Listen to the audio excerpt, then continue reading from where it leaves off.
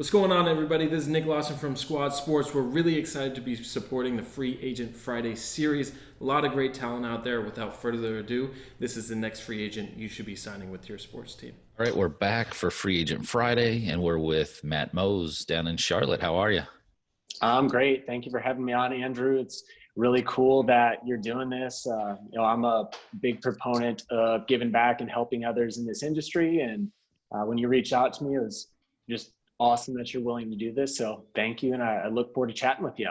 Yeah, thank you for joining me. I mean, it's unfortunate with the state of, our industry, and hopefully this platform can help some people. So that's what I'm kind of excited about. But let's start off. Where did you go to school? What degrees did you get? Yeah, so I am from Minnesota originally, and I went to a small D3 college. Some may be familiar with it. I know you spoke with Trisha early on when you started doing this. University of Wisconsin-LaCrosse, right on the Minnesota-Wisconsin border. And I majored in sport management and a minor in communication. When I was in college, I knew I wanted to be very involved. I knew I wanted to work in the sports industry, and everything they harped on and folks I spoke to in the industry was, hey, get experience. And so I did that. I worked at our campus recreation center. If there was an opportunity to volunteer, I was there. If anything, I probably chewed off more than I can, handle with, I'm going to take 18 credits and this and that. But like, man, I shouldn't have did that. Yeah, it's like, wait, I need to do classes. I want to get this experience. But hey, it all worked out well, and I wouldn't have traded that experience for the world. I was fortunate enough with some of my fellow students to co-found a sport management association that they did not have there. And it's cool to kind of look back and see, hey, that's helping students nowadays, and just something that's still around. So nice. I had a great time there, very much enjoyed it, but then was ready to get out of the cold. So my wife and I, we headed southeast. Yes. Yeah. I've been up in the Crosse area, and I remember it just being cold. Yeah. All the time. I knew I was done when our final semester, we had 4 different times where there's snowfall to 20 plus inches. Days walking to class or riding my bike 20, 30 below. Is like, why am I doing this again? Yeah. No. When you were in school, did you do any internships? I did, yes.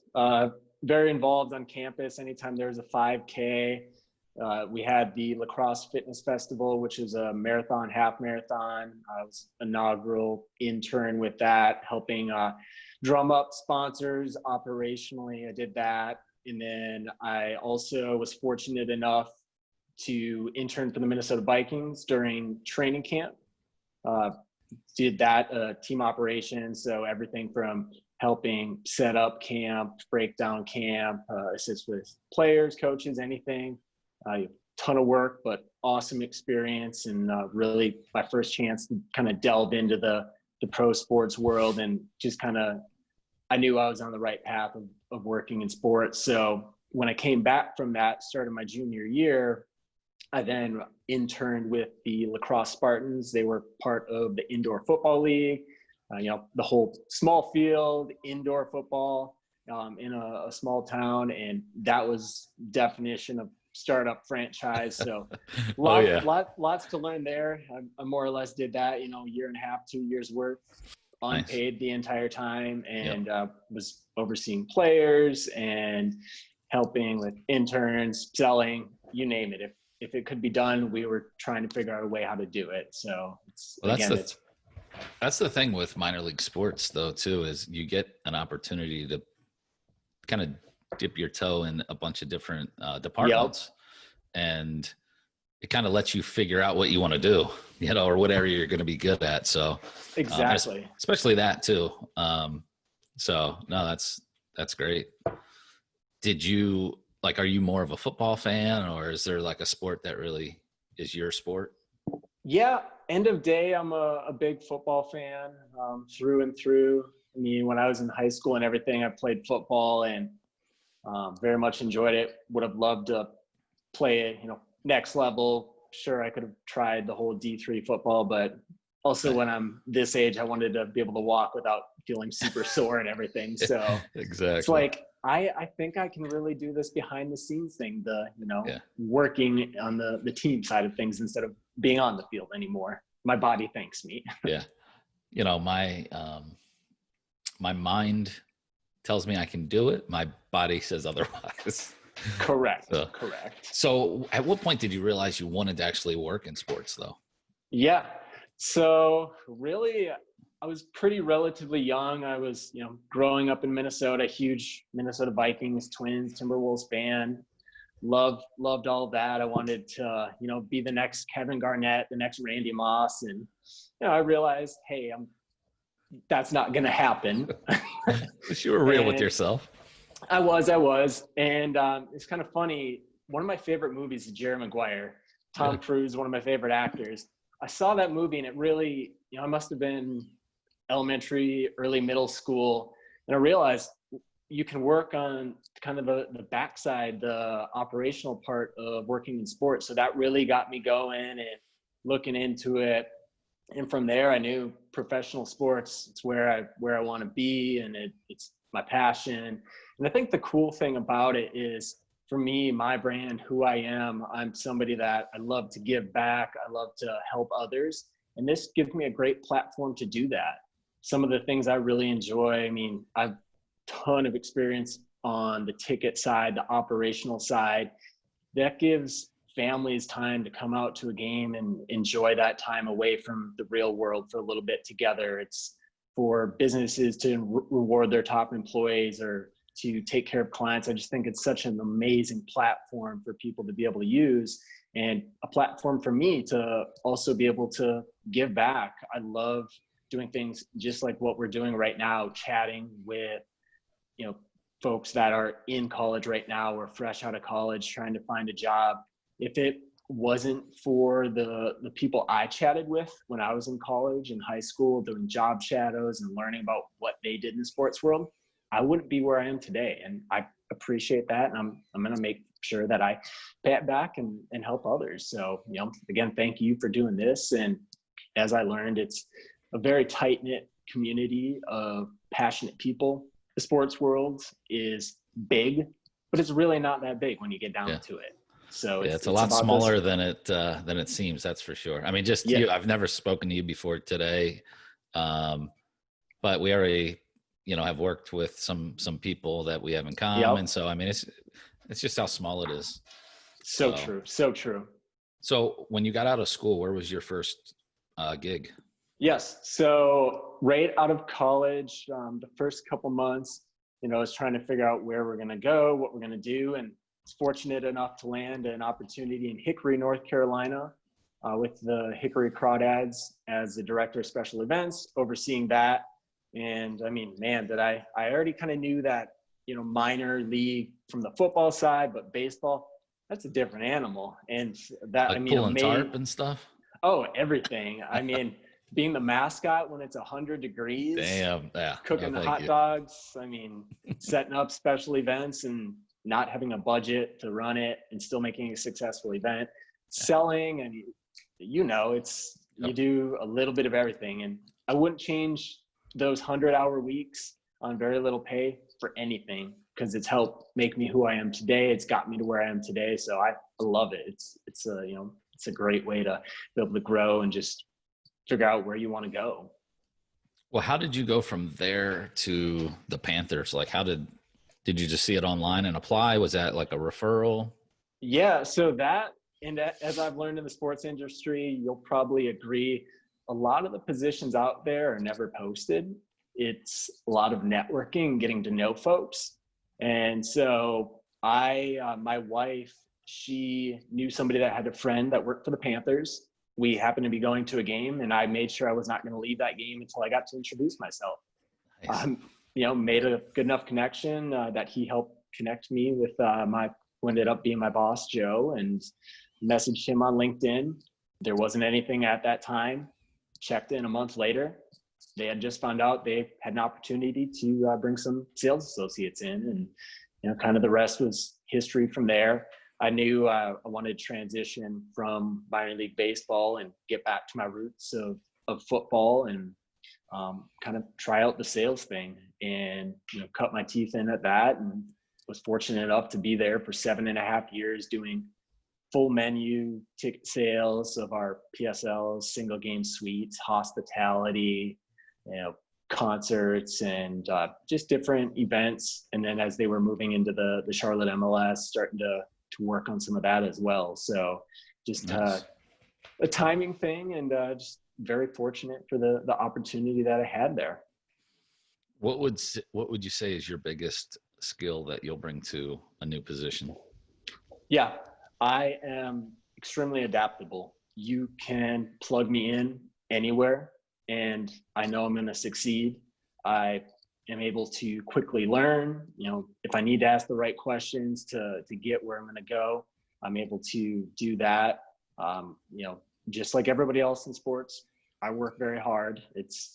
You wouldn't work in sports if you didn't. So, or you wouldn't be there long. So yeah, correct. The first time you pulled tarp in minor league baseball, you would have been like, I don't think this is for me. yeah, I'm glad I didn't have to do that. So yeah, but yeah, no, it's again, just driven and willing to succeed.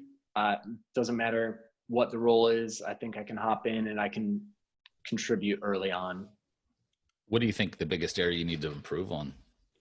Yeah, so for me, as I previously mentioned, I love to give back and help others. I'm the type that somebody, I'm working on a project or pounding out my sales calls, and hey, can you help with this or that? Raise my hand, I'm there, I'll do it. And with that, I've had to learn and improve upon prioritizing or asking for help from others when needed.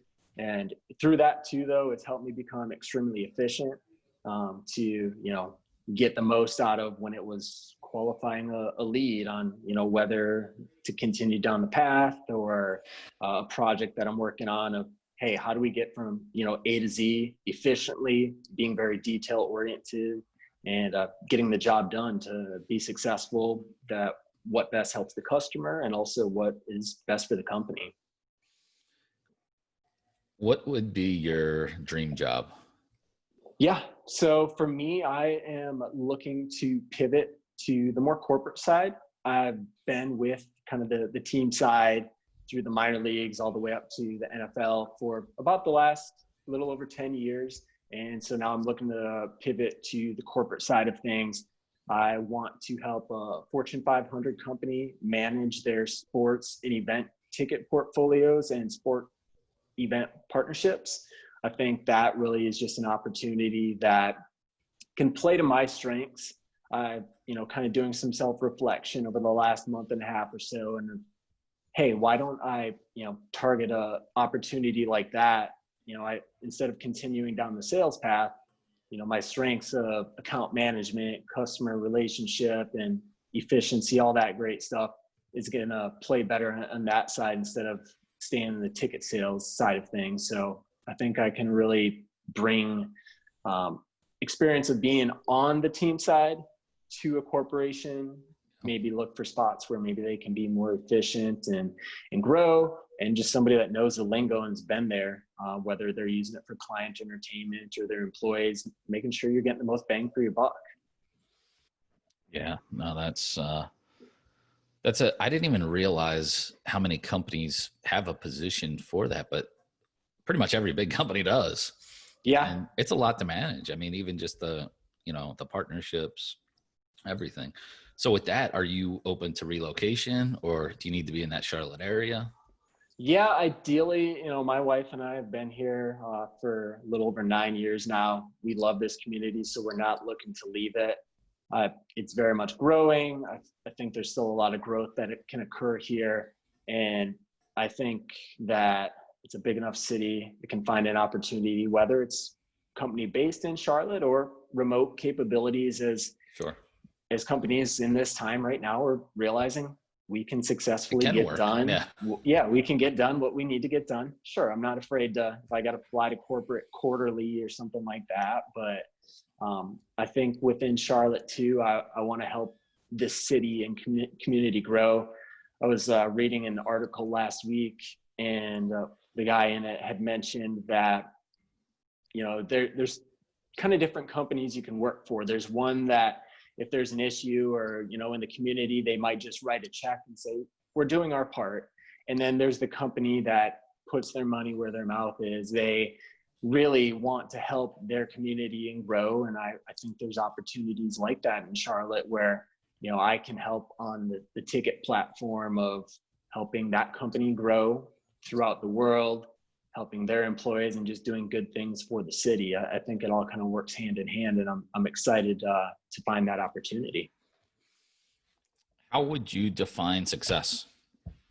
Wonderful question. So, with that, I think for me, being very operationally driven, getting from point A to getting from A to Z, along the way, did I make an impact? Did I leave it better off than what I found it? I think if at the end of the day, we get to the goal and I've made an impact, I would think that's a success. But also, twofold, hey, we came up short, but did we learn from it? Did we improve? End of the day, it's okay, next time we're going to hit that goal or get where we need to go because we've learned. It's not wasted time. If you failed and you didn't learn anything and you just give up, then yes, you've wasted your time. Yeah, correct.